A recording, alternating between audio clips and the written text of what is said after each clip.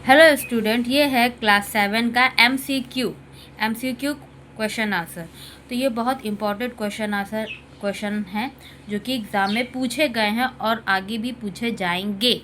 तो पहला क्वेश्चन है, विहान made net using 6 equal square which solid it form which fold. Answer cylindrical, cuboid, cube, cone. Answer is your cone. ठीक है। Next, if the first seller buys mango 750 rupees and sell them in 900, find his profit percentage। तो आपको इसका profit percentage निकालना है। तो calculate the profit, the cost price, CP price दिया हुआ है 750 और आपका सेलिंग प्राइस दिया हुआ है ₹900। तो profit is equal to SP minus CP, यही होता है। 900 minus 750 that is 150 is the profit. अब यहाँ पे आपको प्रॉफिट परसेंटेज निकालने बोला है। क्या निकालने बोला है? Profit percentage. तो पहले हम प्रॉफिट से प्रॉफिट निकालेंगे, फिर प्रॉफिट परसेंटेज का फॉर्मूला लिखेंगे। तो प्रॉफिट परसेंटेज का फॉर्मूला है profit percentage is equal to profit, इस तरह से लिखे। पहले प्रॉफिट परसेंटेज निकाल रहे हैं तो यहाँ पे इस तरह से पी जो प्रॉफिट आया हमें सबसे पहले उसकी वैल्यू, फिर सी पी मल्टीप्लाई बाई 100%। ठीक है। अब प्रॉफिट आपको आया है 150, सी पी है हमारा 750, दिस इज योर 100। ठीक है। अब हम 0 से 0 काटेंगे। देन 5 1 ज़ा 5, 5 15, 15 1 ज़ा 15, 15 5 ज़ा 75। ठीक है। तो 1/5 मल्टीप्लाई बाई 100 यहीं पे काट सकते थे, लेकिन क्या है कि बच्चों को थोड़ा सा और क्लियर करने के लिए कि हमने ये वाला साइड का कैलकुलेशन कर लिया, तो 1/5 मल्टीप्लाई बाई फिर से 100 लिखेंगे। अब यहाँ पे फिर से इसको काटेंगे। 5 2 ज़ा 10, एक 0, 1 multiply by 20 and this is 20%। तो जो आपका फाइंड द प्रॉफिट परसेंटेज, तो 20% का इनको प्रॉफिट मिला है सेलर को। ठीक है। अब नेक्स्ट क्वेश्चन है question number 3। Two parallelogram have the SAME same base of 15 centimeter। ठीक है। the HEIGST, the height of PQRS is 9 centimeter and angle MNO is 12 centimeter, which parallelogram has the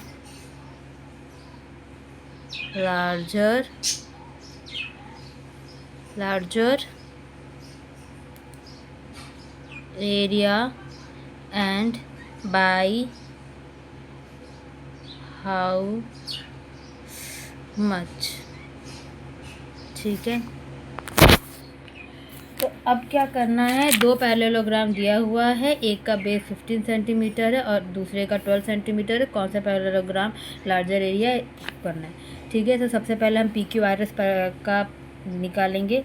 सबसे पहले हम सॉल्यूशन लिखेंगे और लिखेंगे area of PQRS दो है, एक LMNO है पैरेललोग्राम, एक PQRS है। तो पहले एरिया ऑफ PQRS निकालेंगे। तो एरिया का फॉर्मूला क्या होता है, हम इसे पहले भी पढ़े थे, base multiply by height. Okay. ठीक है। Base multiply by height, then area of PQRS is equal to 15 centimetre multiply by 9 centimetre.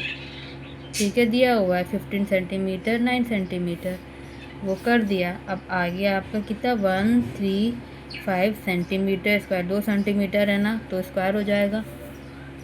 अब फिर हमें निकालना है एरिया ऑफ दूसरा वाला, दिया ना LMNO, LMNO है actually, this is LMNO, 15 centimetre multiply by 12 centimetre, इसको आ जाएगा 180 सेंटीमीटर। ठीक है, कंपेयर द एरिया। अब इन दोनों के एरिया को उन्होंने बोला कि भाई हाउ मच, कितने से वो बड़ा है, तो LMNO हैज़, ऑब्वियसली वैल्यू दिख रहा है ना 120 या 135 है, has larger area, has larger area 180 centimetre, 135 centimetre जो है PQRS का एरिया है और LMNO का है 180 centimetre, then PQRS 135 centimetre cube. ठीक है, अब वो बोला ना कैलकुलेट करें कंपेयर कितना है, कितने का है। ठीक है,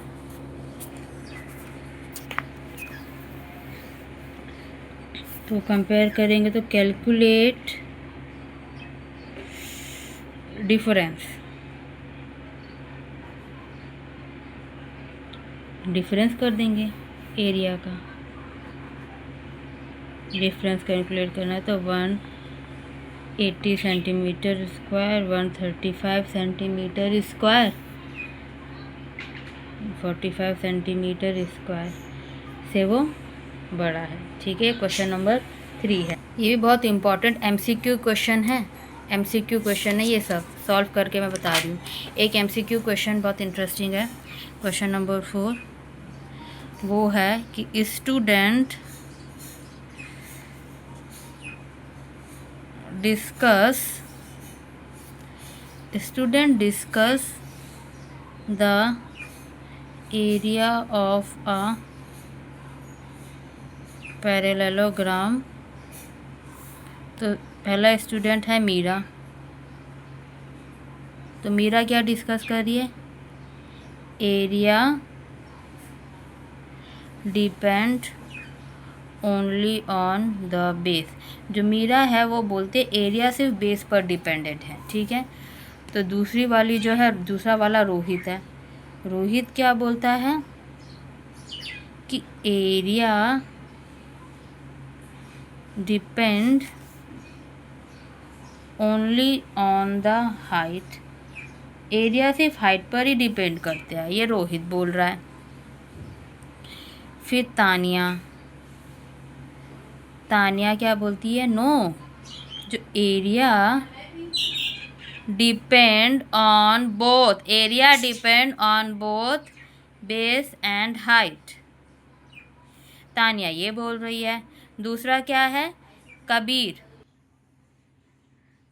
और देन है आपका कबीर क्या बोल रहा है, कबीर बोल रहा है कि area depends, area does not depends on base and HEIGST height. तो अब बताओ, अब इन्होंने बोल दिया है कि हु इज़ करेक्ट, इस तरह के क्वेश्चन आते हैं तो अपने को फॉर्मूला पता है, तो ऐसा तो है नहीं कि टीचर ने पढ़ाया नहीं, टीचर ने तो पढ़ाया है, फॉर्मूला पता है, बस इन्होंने थोड़ा सा एक नए तरीके से क्वेश्चन को ट्विस्ट करके MCQ में दे दिया है। तो आपको तो पता ही है कि क्या है इसका आंसर, एरिया का भी हम पढ़ के आए ना, एरिया बेस इंटू हाइट पढ़ के आए हैं, और इन्होंने इस तरह से ट्विस्ट करके पूछ लिया है कि मीरा बोल रही है कि नहीं एरिया तो बेस के ऊपर डिपेंड है, रोहित बोला एरिया तो हाइट के ऊपर डिपेंड है, तानिया बोल रही है कि नहीं बेस हाइट दोनों के ऊपर डिपेंड, कबीर महान आ गया बोलता है कि बेस और हाइट दोनों के ऊपर डिपेंड नहीं। तो कौन सही है, तानिया सही है। Tania is correct. तो इस तरह के क्वेश्चन आते हैं, फिर बोलते हैं कि अरे इस टाइप के ये है, ट्विस्ट करके है बस, ठीक है।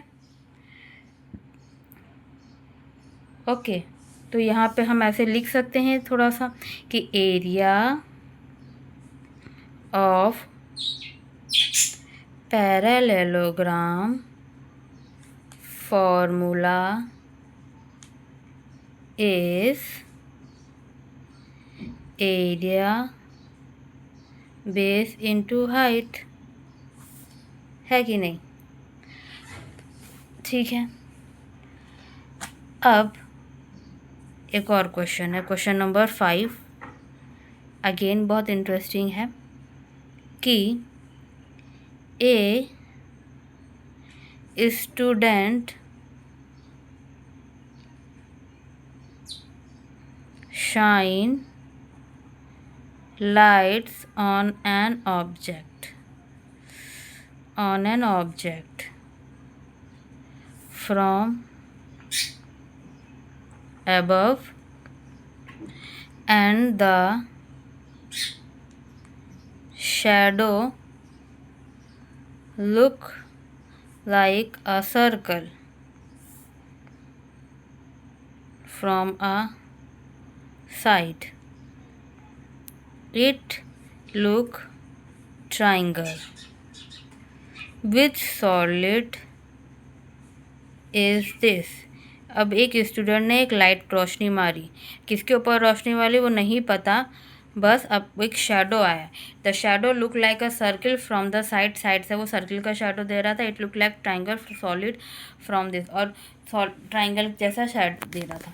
तो बोल रहे कि अब ये विच सॉलिड इज दिस, कौन सा सॉलिड है? ऑप्शन क्यूब, ऑप्शन 2 स्फीयर है, ऑप्शन 3 कोन है, ऑप्शन 4 सिलेंडर है। कौन सा है? तो इसका आंसर होगा क्यूब। क्यूब क्यों है? Because when the light is shown from directly above the cone standing and its circular base and the shadow produced is a circle. When the light is shown from the side of a cone, then the shadow produced in the triangle. That is why it is cube. एक और MCQ, question number 6, बहुत easy है। Ravi wrote the expression. Ravi ने एक expression लिखा। कैसा expression है? 7x² plus 4x minus 3 plus 9x, and he asks his friend to identify the like term. इसमें आपको like terms पता करना है। क्लास 7 में है टॉपिक like term और like term एक्सरसाइज 1 में ही है। तो which of the following could be the possible answer from the following. तो अब इसमें सबसे पहला मैं ऑप्शन है आपका 7x एंड 9x, दूसरा है 3 - 3, तीसरा है 4x एंड 9x, चौथा है 9x एंड -3। बताइए कि इसमें से लाइक टर्म कौन सा है? बहुत सिंपल है, लाइक टर्म कौन सा है? देखो मैं बता रही हूँ, 7x² + 4x - 3x, यानी x टर्म 2 बार x टर्म में 9x and 4x is a like term. तो लाइक टर्म इज एक, उसके बाद ये तो कांस्टेंट टर्म है, इसके साथ में x² है, तो x² के साथ कोई दूसरा x² है नहीं, तो जो सेम है लाइक है, जो सेम टर्म है उसी को लाइक टर्म बोलते हैं। 4x and 9x is a like term. So ये ऑप्शन में ये है। तो इस तरह के बहुत इजी ऑप्शनल क्वेश्चन आते हैं क्लास 7 को। किसको? क्लास 7 को। ये क्लास 7 के MCQ है। क्लास 7 MCQs, बहुत ही इजी MCQs आते हैं। एक और MCQ ले लेते हैं लास्ट, ठीक है। क्वेश्चन नंबर 7, वैसे बहुत सारे MCQs हैं। The ratio of blue marble, the ratio of blue marble to the total marble in a jar 13:8, ठीक है। 13:8, 3:8, सॉरी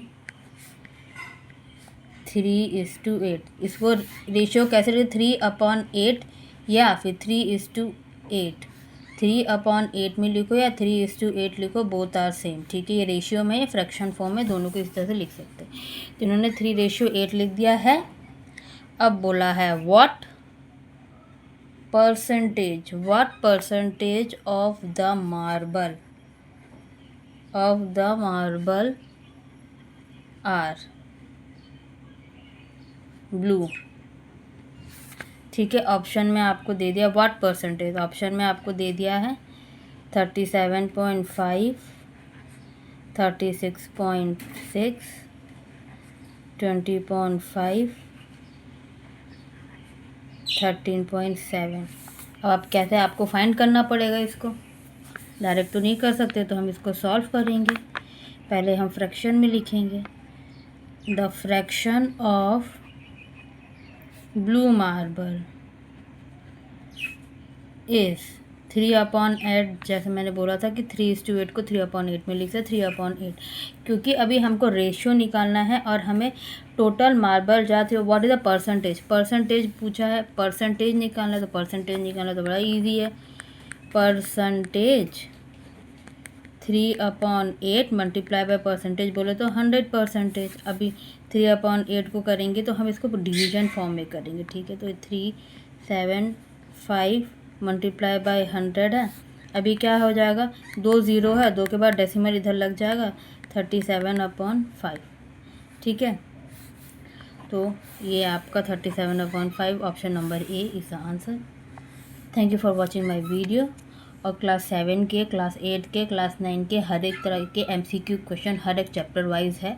ये होल चैप्टर, ये रेशियो का चैप्टर लिया है, और यहाँ पे मैंने आपका एरिया पैरेललोग्राम वाला चैप्टर लिया है, एरिया का, और यहाँ पे हमने लीनियर एक्सप्रेशन वाला चैप्टर लिया है, यहाँ पे सिलेंडर क्यूब वाला है वो लिया है, बेस हाइट वाला भी हमने ऑप्शन में लिया है।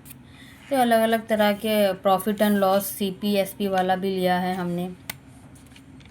तो अलग अलग तरह के क्लास 7 के MCQ के क्वेश्चंस हैं जो कि एग्ज़ाम में पूछे जाते हैं, और ये सारे एग्ज़ाम में ही पूछे गए हुए बहुत इंपॉर्टेंट MCQ क्वेश्चंस हैं। सो प्लीज़ गाइस शेयर करें और ज़्यादा से ज़्यादा इसे फॉरवर्ड करें, क्योंकि बहुत इंपॉर्टेंट क्वेश्चन है, ये एग्ज़ाम में आता ही आता है।